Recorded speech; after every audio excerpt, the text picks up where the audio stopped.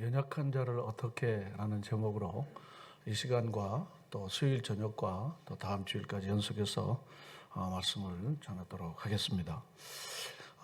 많은 사람들이 우리 사회를 갈등 사회, 최근에는 금년 들어서는 불안 사회 이렇게 말합니다. 저는 거기다가 초자를 더 붙여서 초갈등 사회, 초불안 사회, 갈등 지수, 불안 지수가 점점 높아지고 있죠. OECD 36개국 중에 우리나라가 소위 공동체의 그 의식을 묻는 질문에서 36위가 나왔습니다. 그러니까 우리 사회는 경제적으로는 많이 좋아졌지만은 이웃이 없어지고 갈등과 대립이 더 심화되어졌다라고 이제 말하는 거죠. 예를 들면은 힘들고 어려울 때 터놓고 하소연할 친구가 있다 없다, 없는 분들이 거의 8명 내지 9명 정도, 10명에서 그럴 정도로 사람은 굉장히 소외된 채 살고 있는 거죠. 어쩌면은 물질적으로는 좀 나아졌지만은 심령적으로는 굉장히 빈곤 속에 사는 것이다. 이전에 우리는 품앗이나 혹은 두레 이와 같은 공동체로 이렇게 살아가는 그런 삶의 좋은 문화들이 우리에게 있었습니다. 그러나 지금 우리는 가족 간의 갈등, 또 친척 간의 갈등, 이웃집과의 갈등, 또 여러 가지 갈등과 대립들이 너무너무 첨예화되고 있는 그런 가운데 우리는 많이 살고 있습니다. 오늘 본문의 말씀도 보면 로마 교회가 사실은 이 갈등과 대립이 매우 심했다고 보여질 정도입니다. 본문의 말씀을 이제 들어가겠습니다. 14장 1절에 보면 시작부터 비판하지 말라 그렇게 말하고 있습니다. 또 3절에 보면은 업신여기지 말라, 비판하지 말라. 이런 표현들이 계속해서 반복해서 나오는 이유는 뭘까요? 업신여기는 사람이 있다 없다? 있다. 비판하는 사람이 있다 없다? 있다. A라고 B라는 어떤 그룹이 서로 업신여기거나 비판하는 일이 표면화되었기 때문에 사도 바울은 그 문제에 대해서 거두절미하고 그리고는 업신여기지 마라, 받아들이라, 비판하지 말아라 이렇게 이야기하게 될 정도가 됐습니다. 많은 분들이 이렇게 얘기합니다. 교회가 뭐 그래? 그렇습니다. 교회도 사람이 모여있기 때문에 그럴 수 있습니다. 우리는 교회에 대해서 지나친 이상론적인 생각을 하죠. 실현된 천국이 아니라 천국을 연습하는 것이 교회입니다. 여긴 천국이 아니고 천국에 이르는 완성된 영화로운 나라의 거룩한 시민으로 훈련받는 훈련처입니다. 그래서 신약성서 안에 있는 교회들을 보면요, 그렇게 완벽한 교회들을 보기 어렵습니다. 여러분, 빌립보 교회는요, 바울과 이 빌립보 성도들 간에 얼마나 아름다운 관계입니까? 그래서 우리가 빌립보서를 기쁨에서 신 그럽니다. 그건 아무 문제가 없어야 합니다. 근데 우리가 아는 성경은요, 유오디아와 순두계를 고나노니 너희가 같은 마음을 품어라 그랬습니다. 뭘 염두에 두고 있습니까? 유오디아가 순두계가 어떻게 합니까? 둘이 같이 대립하고 있는 거야. 그러니까 너희들이 화목하고 같은 마음을 품으라는 것입니다. 그리고 바울을 대적하는 무리들이 또 있었습니다. 또 바울을 옹호하는 무리들이 있었습니다. 이것이 바로 빌립보 교회의 속으로 들어가 보면은 그런 문제가 있었던 거야. 갈라디아 교회는 어떻습니까? 갈라디아 교회는 사도 바울이 직격탄을 쏟는 교회입니다. 저주가 있을지어다 라고 시작하는 것이 갈라디아서입니다. 하늘이나 천사라도 내가 전한 복음 외에 다른 복음을 전하면은 뭐가 있을지어다? 저주가 있을지어다. 그건 좋은 표현이 아닙니다. 사도가 어떻게 성도들에게 공동체인 교회에 보내는 편지에서 저주가 있을지어다라고 하는 그런 표현을 쓰는 것은 그렇게 아름답고 아주 그에게 좋은 공동체가 아닌 거예요, 갈라디아 교회가요. 그리고 서로 물고 뜯지 말아라. 그러면은 피차 서로 다 망한다. 이게 갈라디아서입니다. 이게 신약성서에 그대로 우리에게 정직하게 보여주는 교회입니다. 고린도 교회는 어때요? 너무 잘 알잖아요. 바울파, 게바파, 아볼로파, 그리스도파. 분파가 얼마나 많았습니까? 갈라디아 교회는 또 어떻습니까? 율법주의자들에 의해서 그렇게 된 거 우리가 잘 알지 않습니까? 골로새 교회는 어떻습니까? 영지주의자들에 의해서 그들이 먹지도 말라, 만지지도 말라. 그거 다 더러운 거니까, 새 속에 속한 거, 육에 속한 거니까. 그건 거룩지 않는 거니까. 그래서 바울은 이 문제 저 문제에 대하여 계속 이슈가 생길 때마다 그들의 문제에 대해서 편지를 보내서 그들을 일깨워주고 가르치고 한 것이 알고 보면 바울의 서신들의 대부분의 내용입니다. 이 로마 교회도요, 표면적으로는요 괜찮은 거예요. 여러분 그렇잖아요. 표면적으로는요 잘 지내셨습니까? 어떻게 잘 지내지? 예 그러지만요 이면적으로 정말로 그런 거 하는 거예요. 근데 이 본문 말씀을 보면요, 믿음이 연약한 자를 받되 1절입니다. 그의 의견을 비판하지 말라. 그러니까 받아들인 거예요? 받아들이지 않았습니까? 받아들이지 않은 거예요. 그러니까 좀 용납해 주라는 거예요. 그리고 비판하니까 비판하지 말라는 거예요. 또 3절에도 보면요, 먹는 자는 먹지 않는 자를 뭐 하지 말라고요? 업신여기지 말고, 먹지 않는 자는 먹는 자를 뭐 하지 말라고요? 비판하지 말라고. 이 로마 교회 안에는요, 이와 같이 서로 업신여기고 비판하고 먹는 자, 먹지 않는 자들 사이에 굉장히 대립과 갈등이 굉장히 심했다는 것을 우리가 미루어 추측할 수 있는 거잖아요. 그것이 바로 지금 로마 교회 안에 있는 문제인 것입니다. 자, 그러면은 본문의 말씀을 우리가 잘 살펴보면 믿음이 연약한 자는 누굴까? 믿음이 연약한 자는 누굴까? 근데 본문 2절 하반절에 보면 믿음이 연약한 자의 모습을 더 정확하게 알 수 있죠. 믿음이 연약한 자 2절 하반절로 가겠습니다. 다 같이. 믿음이 연약한 자는 뭡니까? 채소만 먹는 자요. 그러면 1절만 보면 믿음이 연약한 자를 너희가 봤대 비판하지 말라. 믿음이 연약한 자는 누굴까? 근데 2절을 보면요, 연약한 자는 뭐만 먹습니까? 채소. 아, 채소만 먹는 자를 믿음이 연약한 자라고 그러는구나 라는 것을 우리가 알게 되는 거예요.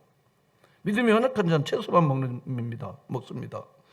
그런데 2절 상반절에 보면 어떤 사람은 모든 것을 먹을 만한 믿음이 있고, 그리고 믿음이 연약한 자는 채소만 먹는다. 어떤 사람은 뭡니까? 고기도 먹고 채소도 먹고 먹는데 아무 구애가 없는 사람은 바로 어떤 사람들입니다. 근데 그 말씀을 잘 이제 14장 15장으로 계속해서 연결되어지는데요, 15장에 가보면 뭡니까? 15장 1절로 가면 믿음이, 15장 1절에 가면 믿음이 무슨 자요? 강한 자. 자, 그러면 이제 전체적인 문맥 안에서 여기 14장과 15장 13절까지 말씀해 보면 믿음이 연약한 자가 있고 믿음이 강한 자가 있는 것입니다. 그러면 말씀의 앞뒤 문맥을 통해서 보면 어떤 사람은 모든 것을 먹을 만한 믿음이 있는 사람들은 15장 1절로 보면은 믿음이 강한 자다 하는 것입니다. 그리고 믿음이 연약한 자는 채소만 먹는 자인 것입니다. 그러므로 믿음이 연약한 자와 믿음이 강한 자, 채소만 먹는 자, 모든 것을 먹는 자, 그렇게 규정 지을 수가 있다는 것입니다. 그래서 사도 바울은 3절에 가면 먹는 자는 먹지 않는 자를, 믿음이 강한 자는 믿음이 연약한 자, 곧 먹지 않는 자, 뭘 먹지 않을까요? 채소만 먹으니까 뭘 안 먹어요? 고기를 안 먹어요. 고린도전서 8장으로 가면 이 고기를 먹지 않는 이유가 우상에게 바쳐진 제물은 우리가 먹지 않아 라고 하는 것을 우리가 알게 됩니다. 고린도전서 8장을 이제 수요일 저녁이고 다음 주에 보이게 될 겁니다. 자, 그러면 먹는 자는 먹지 않는 자를 업신여기지 말고, 소위 고기를 먹는 자, 채소뿐 아니라 고기를 아무 구애 없이, 그냥 먹는 데는 아무 구애 없이 먹는 자들은 먹지 않는 자, 바로 우상에게 바쳐진 제물이므로 고기는 안 먹습니다. 이렇게 먹는 자를 뭐 하지 말라 그랬죠? 뭐 하지 말라 그랬죠? 업신여기지 말라 그랬습니다. 그 다음에 먹지 않는 자는 먹는 자를 어떻게 해요? 비판하지 말라. 소위 지금 음식의 문제, 날의 문제, 이제 다시 5절로 가면 이 날을 전날보다 낮게 여기고 그랬습니다. 날의 문제, 절기의 문제, 안식일의 문제, 이런 날의 문제로, 그리고 먹는 문제를 가지고 로마 교회 안에는 지금 상당히 많은 대립과 갈등이 있다 없다? 있다 하는 것입니다. 여러분, 본질적인 문제를 우리가 잘 살펴봐야 하는 것입니다. 이 사람들은 지금 서로 이해하고 용납하기보다 거부하는 분위기가 상당히 갈등이 심화되는 것을 볼 수가 있습니다. 무슨 문제 때문에? 기본적인 구원의 문제가 아니라 개인적인 선호 문제에 의해서 대립과 갈등이 심하게 된 것입니다. 그러므로 먹는 것은 구원의 문제가 아닙니다. 고기를 먹거나 안 먹거나 이날 저날보다 귀하게 여기나 덜 귀하게 여기는 것은 구원의 문제입니까? 아닙니까? 구원의 문제가 아닙니다. 그러므로 가장 기본적인 중요한 문제는 구원의 문제인데, 구원의 문제가 아닌 변두리 문제, 개인적인 선호의 문제인데, 그 문제 때문에 지금 문제가 생긴 겁니다. 여러분, 개인 간의 문제건 교회 문제건 이런 문제건 간에 가장 본질적인 문제 때문에 싸우는 게 아닙니다. 아무것도 아닌 문제가 칫솔을 왜 그렇게 짜냐? 왜 양말을 그다가 두냐? 이런 것 때문에 갈라질 위기가 처해지는 집들이 많이 있습니다. 왜 그렇게 말해? 그런 것 때문에 그럽니다. 상당히 많은 것들이, 비본질적인 것들이 본질적인 삶에 강타를 가합니다. 지금 로마 교회는요, 지금 바울의 바라는 바는 뭔가 하면은요, 이제 15장 이후에 가면요, 사도 바울이 로마에 꼭 가고 싶었는데 갈 수가 없어서 이 편지를 보냈는데, 가능하다면 로마 교회 가갖고 로마 교회 성도들하고 교제하고 은사를 나눠주고 또 교훈을 가르쳐주고 그들로부터 파송을 받아서 서바나인 스페인에 가고 싶은 거예요. 이미 이곳에는 이미 복음을 다 전했기 때문에 남의 터 위에 교회를 세우는 것은 사도 바울은 자기가 원하지 않는 겁니다. 그래서 거기를 가고자 했는데 로마 교회가 지금 보내기는커녕 싸움이 난 거예요. 지금요. 별것 아닌 문제 때문에. 애찬에 국수 먹을까 밥 먹을까 싸울 수 있습니다. 이런 하찮은 문제 때문에 엄청나게 귀하고 하나님의 존귀한 본질적인 문제가 묵사발을 할 수가 있다는 거예요. 지금 로마 교회는 이 문제 안에 있는데 고린도 교회도 동일한 문제 가운데 처하게 되어서 사도 바울은 아주 장구하게 고린도서 교훈을 이렇게 주게 된 것입니다. 자, 그러면은 왜 채소만 먹느냐?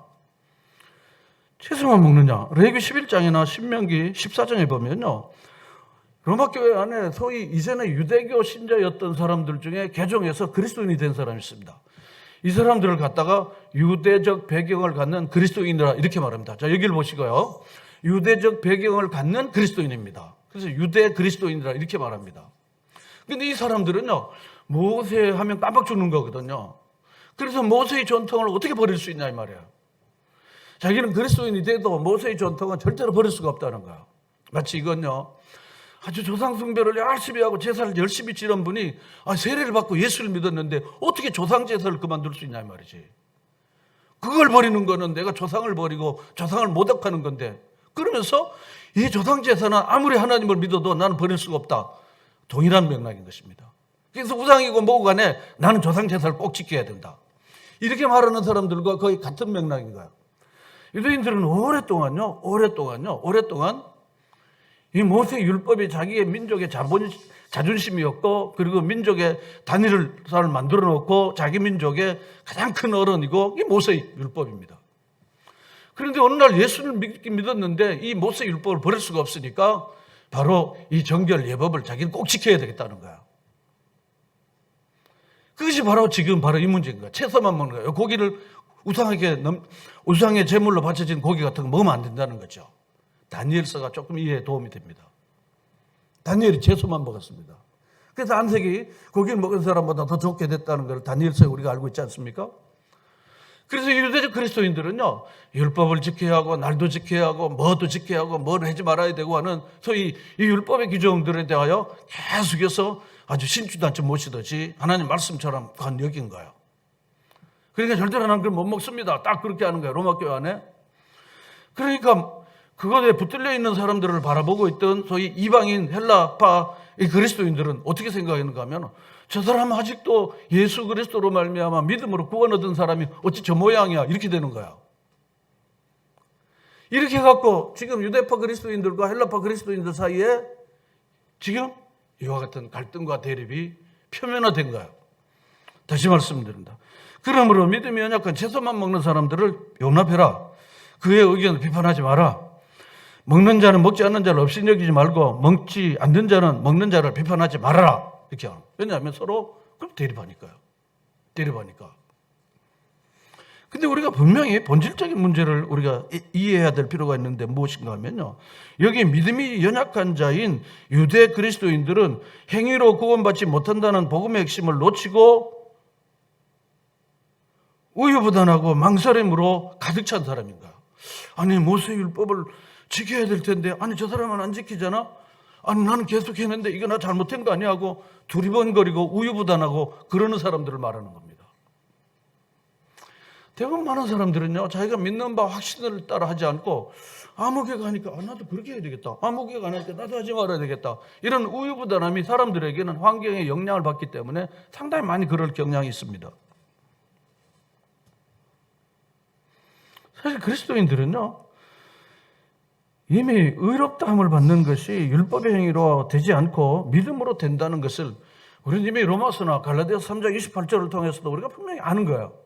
그럼에도 불구하고 이미 그리스도인이 됐음에도 불구하고 애써 그것을 포기하기가 없을 정도로 마치 애착 인형처럼 그걸 꼭 붙들어야만 잠을 자는 것처럼 그걸 꼭 해야만 된다는 거예요. 그런 연약함들이 우리 안에 모두 다 있습니다. 그리스도인이 된 이후에도 옛간섭을 버리는 게 쉬운 게 아닙니다. 은혜로 구원을 받아도 율법과 구습에 속한 것을 완전히 벗어나지 못하는 거죠. 따라서 칭의는요, 성화의 출발이지 완성이 아닙니다.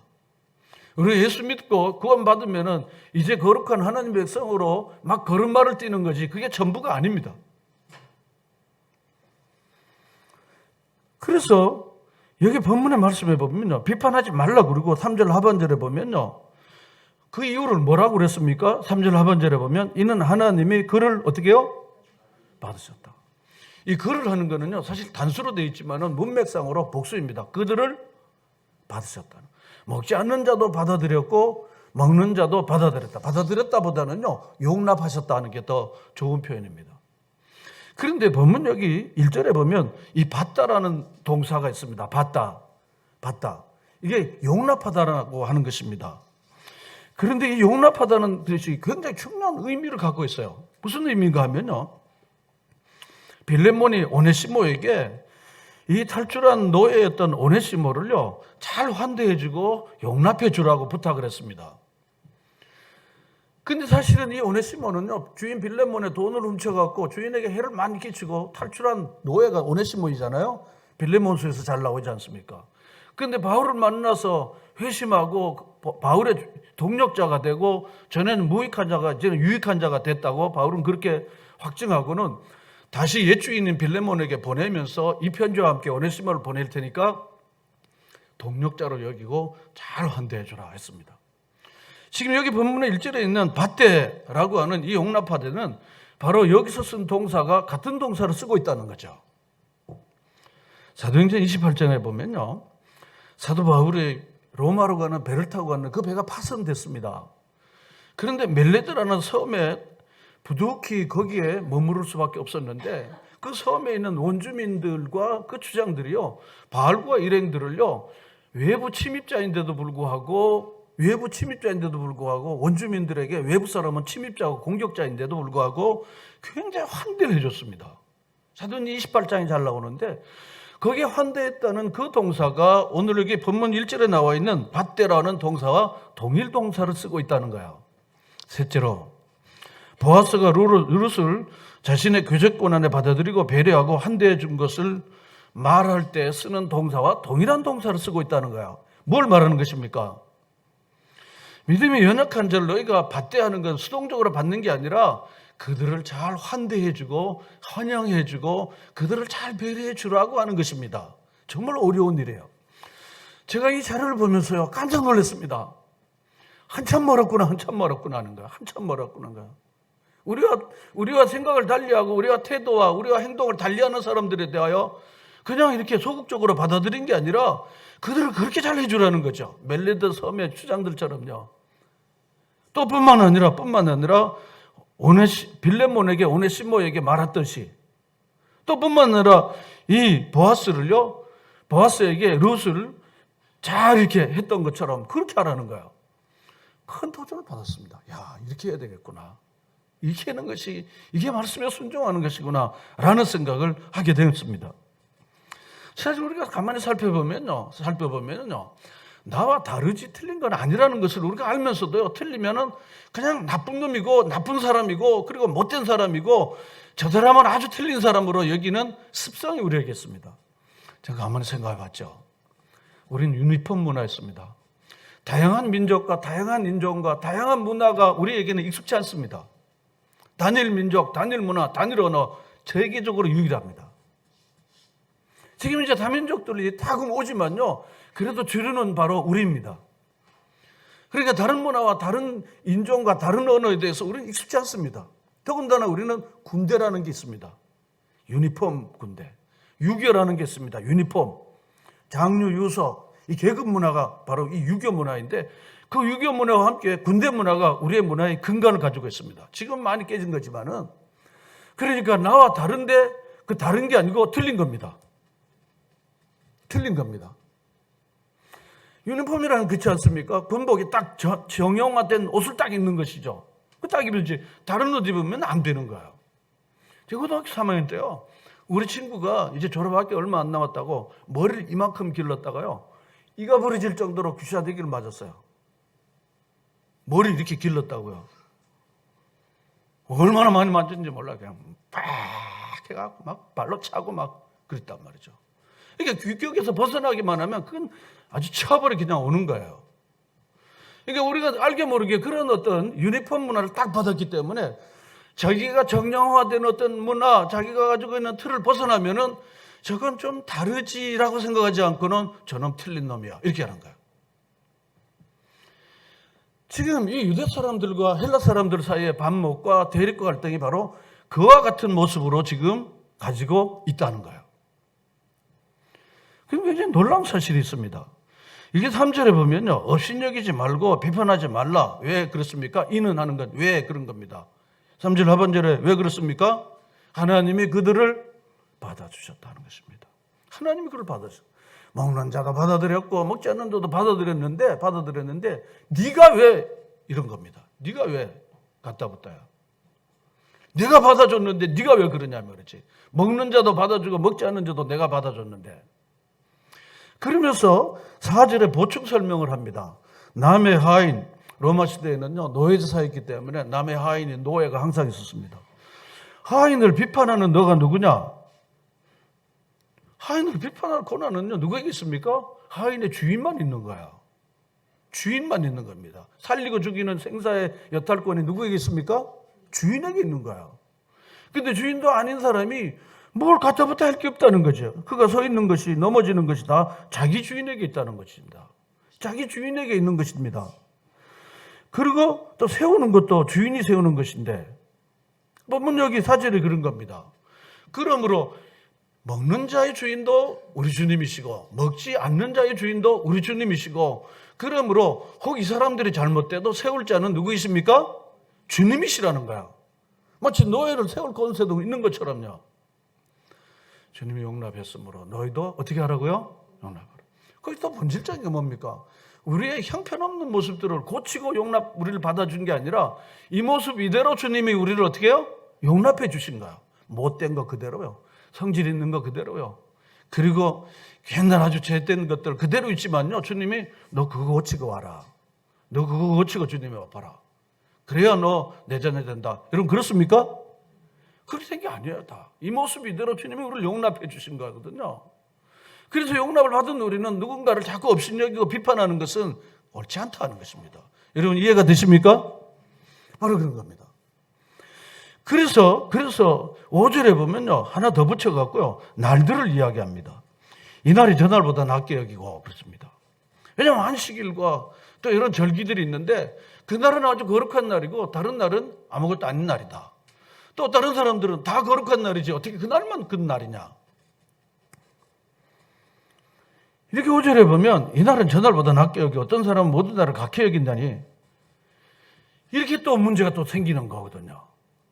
사실은요 문제가 생기면요 문제 아닌 것도 문제가 되는 거예요. 그런데 서로 그냥 덮어주고 화해하고 사랑하면요 큰 문제도요 문제가 안 되고 그냥 덮어지고 넘어가는 거죠. 여러분 그래요 안 그래요? 문제가 안 될 거도요 계속해서 서로 업신여기게 비판하면요 문제투성이가 됩니다. 그런데 서로 덮어주고 사랑하는 분위기에서는요 아무 문제가 되지 않습니다. 문제가 될 것도요 에이 괜찮아 나도 예전에 그랬어. 그러면 쏙 넘어갑니다.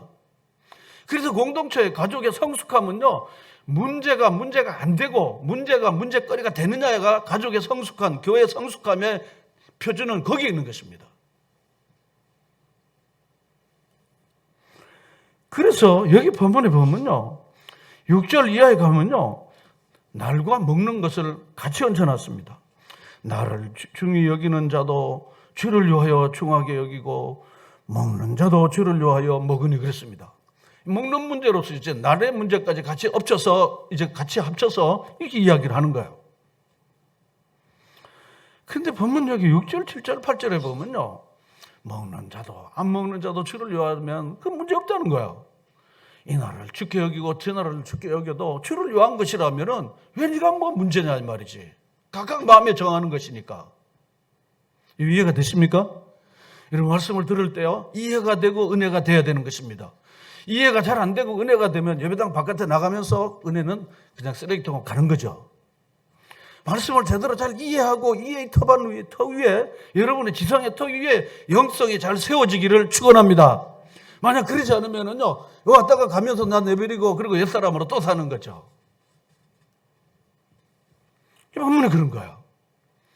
그러므로 먹거나 안 먹거나 이날보다 저날 엮이나 여기거나 다 주를 요합니다. 그래서 본문 여기 3절에요. 주를 요하라는 표현을 자세히 세볼까요? 5번 나와요. 자, 본문 6절 가겠습니다. 나를 중히 여기는 자도 첫 번째 주를 요하여, 먹는 자도 뭘 요하여? 주를 요하여. 두 번째잖아요. 먹으니 이는 하나님께 감사. 주를 요하여 먹거나 안 먹거나 주를 요하여 먹거나 안 먹거나 하니 그 하나님께 감사하는 거예요. 먹지 않는 자도 그 다음에 뭡니까? 또 주를 요하여. 계속 나오는 거예요. 먹지 아니하니까 그것도 하나님께 감사한 겁니다. 우리 중에 누구든지 자기를 위하여 사는 자도 없고 죽는 자도 없다 그랬습니다. 왜냐하면 주님의 것이니까. 그러니까 자기를 위해 살 권리가 있다 없다? 없다는 겁니다. 자기를 위해 죽을 권리가 있다 없다? 없다는 것입니다. 왜냐하면 누구 것이니까? 주님의 것이니까. 마치 노예가 자기가 생사의 떨권이 자기가 있는 것처럼 생각하면 안 되는 거예요. 주님께 속한 것이니까요. 그래서 8절에 보면요. 다시 또 우리가 살아도 누구를 위하여? 주를 위하여. 살아도 주를 위하여 살고 죽어도 누구를 위하여? 주를 위하여 죽나니 사나 죽으나 우리가 주의 것이다. 5번 나오는 거예요. 6절에 3번, 8절에 2번.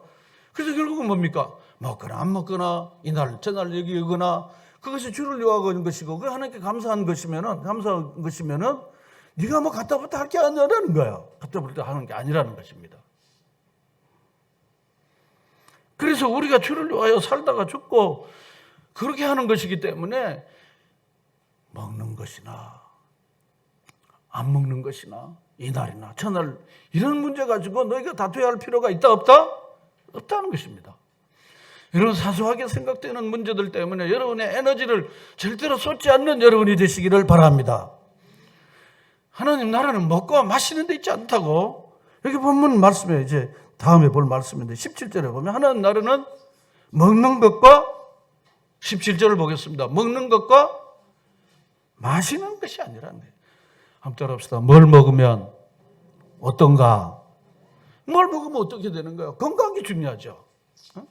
뭘 마시는 게 중요한 게 제일 좋은 물만 먹으면 된다고 그러잖아요. 제일 좋은 물만 먹어도 된다고 그러잖아요. 그러니까 하나님 나라는 그가지 거 먹는 거 마시는 것 때문에 그렇게 집착하거나 거기에 무슨 목을 매거나 다를 필요가 없다는 거예요. 하나님 나라 백성 됐으니까. 먹지 않는 사람도 오케이, 먹는 사람도 오케이, 괜찮다는 거예요.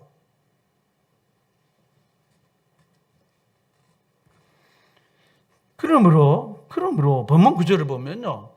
주를 위하여 살고 하나님께 감사할 수 있도록 하기 위해서 이를 위하여 그런 겁니다. 자, 9절을 다 같이 읽겠습니다. 이를 위하여 그리스도께서 죽었다가 다시 살아나셨으니 그 죽은 자와 산 자의 뭐가 되는 겁니까? 주인이 되는 겁니다. 그러므로 산 자와 죽은 자가 살아도 주를 위하여 살고 죽을 위하여 죽게 되는 이유는 뭡니까? 그리스도께서 우리를 위하여 죽었다 살아서 산 자와 죽은 자의 주님이 되셨기 때문에 그런 것입니다. 여러분 믿으십니까? 고린도후서 5장 15절에 보면요. 그리스도께서 우리를 위하여 죽으심으로 이제 산 자들은 더 이상 자기를 위하여 살지 않고 살린 주를 위하여 살게 하려 함이니라. 여러분 그러므로 주를 위하여 사는 것이 특별한 헌신이 아닙니다. 여러분의 인생에 정말 주님께서 나를 살려주셨다고 확신하면은 주를 위하여 사는 게 특별한 헌신이 필요하지 않고 당연한 것이라는 이런 당연한 믿음을 여러분들이 다 가지시기를 바랍니다. 우리는 주를 위하여 사는 것이 뭐 특별한 헌신인 것처럼 얘기하는데 그런지 않은 거예요. 한번 생각해 보십시오. A라는 사람이 나를 살려줬어요. 나를 집도 사주고 나를 공부도 다 시켜주고 그럼 그 사람에게 보답하는 게 그게 뭐 특별한 일입니까? 여러분 특별한 일입니까? 장로님 특별한 일입니까? 아니면 일반적인 겁니까? 보통 일인 거예요. 여러분이 정말 주님이 나를 죽은 나를 살리셨다고 하면 주를 위해 사는 것은 특별한 일이 아닙니다. 가장 일반적이고 상식적이고 합리적인 것입니다. 믿으십니까? 바울은 그렇게 이야기하는 거야. 따라서 10절로 가겠습니다. 그런데 이렇게 살려놓은 그 영혼들을 네가 본질적인 문제도 아니고 이렇게 먹고 마시는 이런 문제들 때문에 형제를 뭐 하느냐? 비판. 그렇게 하지 말라는 거야. 먹도록 해줘. 안 먹으면 안 먹도록 해주건 그걸 왜 질 거냐?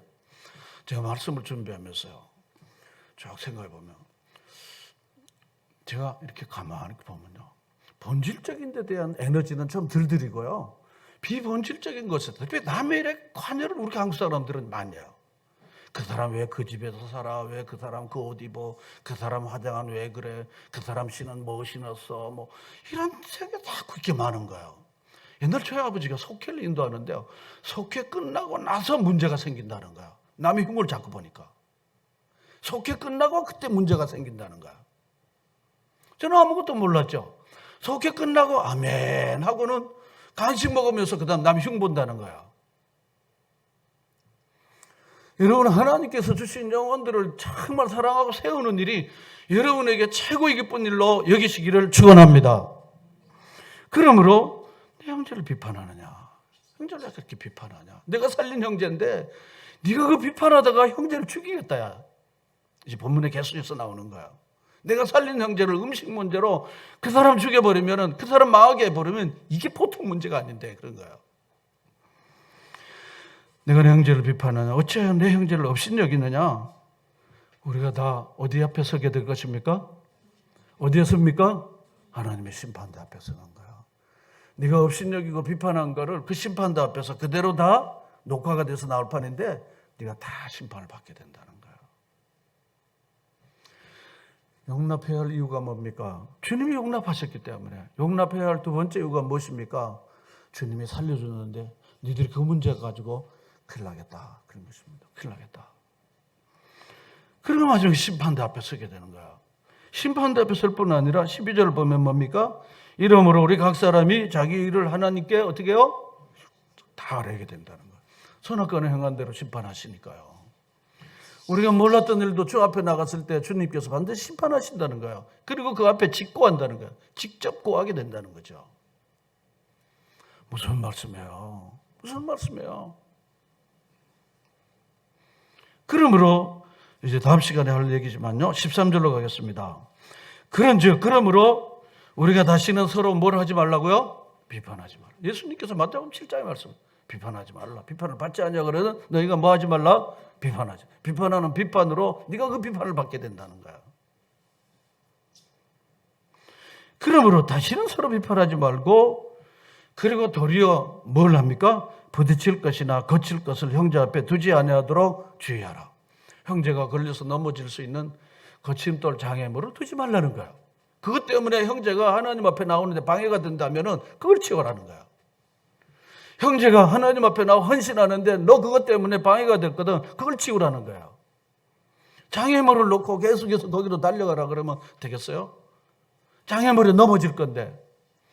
오늘 많은 사람들이요, 장애물을 놓고는요, 그러고는 주 앞에 나가라고 얘기하면요, 어떻게 할 수 있겠냐는 거죠.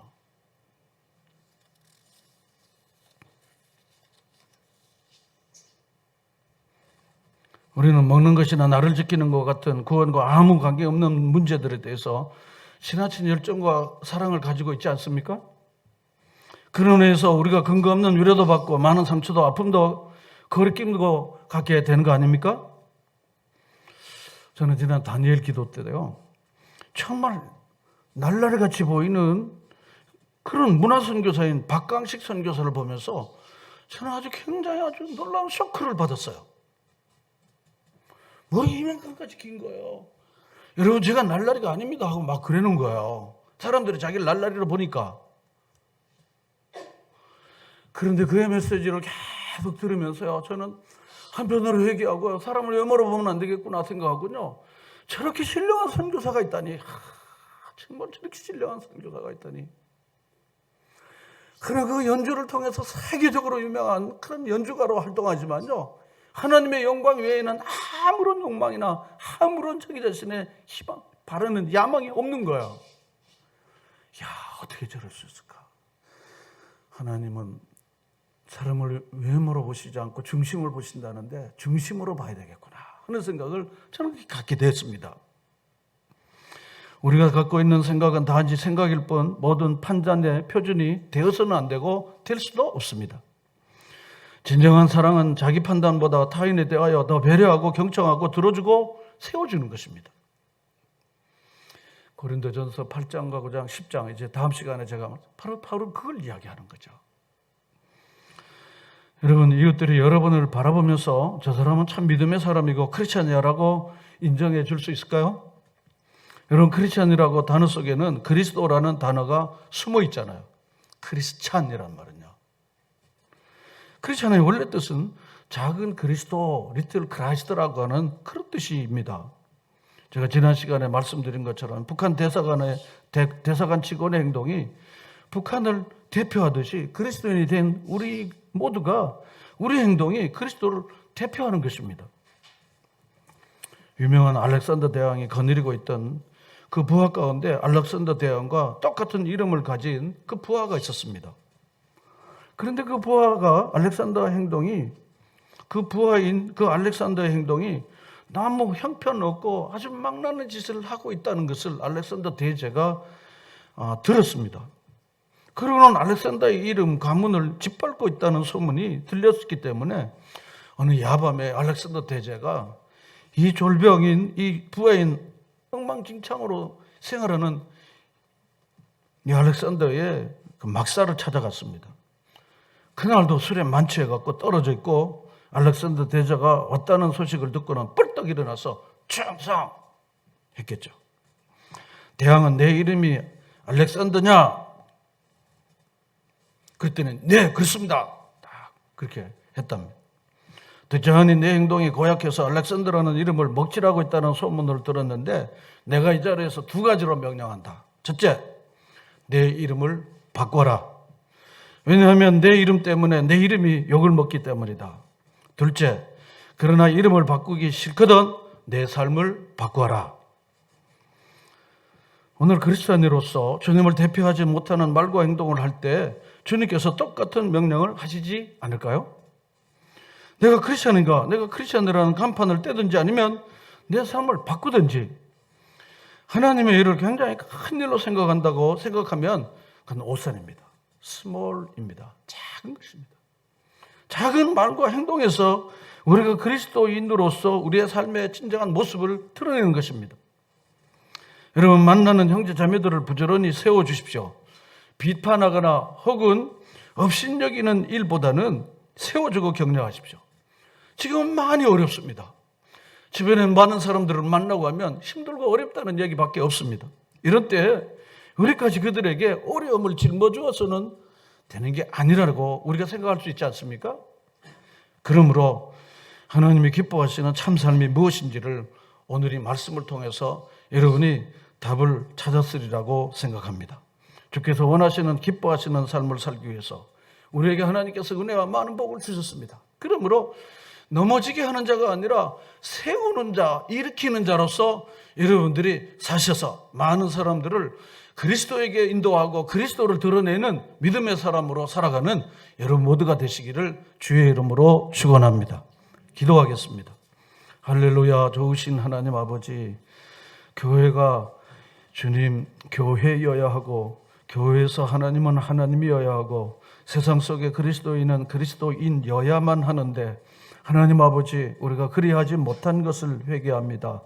하나님, 연약한 자를 용납하고 비판하지 말라고 했습니다. 업신여기거나 비판하지 말라고 했습니다. 하나님 아버지, 오늘 이 말씀 앞에 우리 자신을 세워주셨사오니 다시는 서로 비판하지 않고 거치는 것이나 혹은 장애물을 하나님 연약한 자들 앞에 두지 않게 해주시고 하나님, 우리에게 주신 은혜와 그리고 많은 간증들과 우리의 믿음의 확신이 넘어지게 하는 데 쓰여지지 않고 세우는 데 쓰여지는 하나님의 사람으로 살게 해 주시옵소서. 우리 이름을 바꾸든지 우리의 삶을 바꾸든지 하나님, 우리가 그 시점에 섰사오니 주님, 우리의 삶을 바꾸어서 작은 예수 그리스도로 살아갈 수 있는 저희가 되게 하옵소서. 예수님의 이름으로 기도합니다. 아멘.